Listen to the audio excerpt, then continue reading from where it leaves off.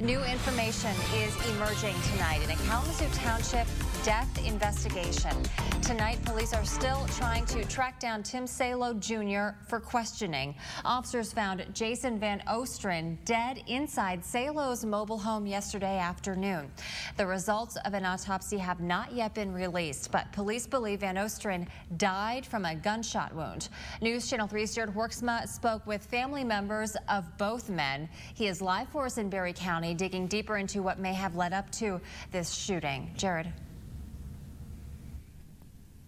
Well, Kate, we came down to Berry County this evening to meet up with some of Van Ostrin's family, and we learned a number of things.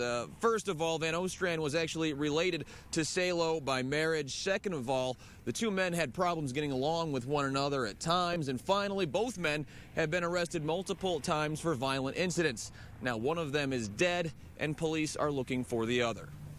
I want answers as to what happened. I want to know what happened to my son. Tracy Johnson isn't Jason Van Ostrin's biological mother, but she raised him from childhood.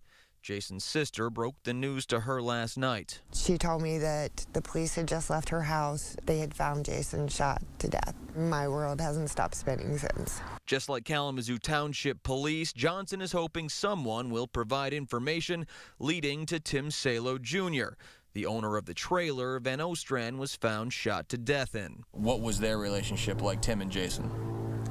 It was on again, off again. You know, they were like buddies one minute and then fighting like cats and dogs the next. The only person who claims to have talked to Salo is his father, Tim Salo Jr., who says Van Ostrin was actually helping his son out following a seizure and a head injury at work. The night before, Jason came over because I couldn't make it down, and his girlfriend couldn't make it down, and he was supposed to have somebody watch him overnight. And the next day when he came over, he had a freaking gun with him. It was more or less, hey, look what I got. Salo Sr. says his son called him frantically yesterday afternoon, claiming Van Ostrin shot himself. I mean, he remembers parts, you know, but then the gun went off, and he dropped to the ground, and he split.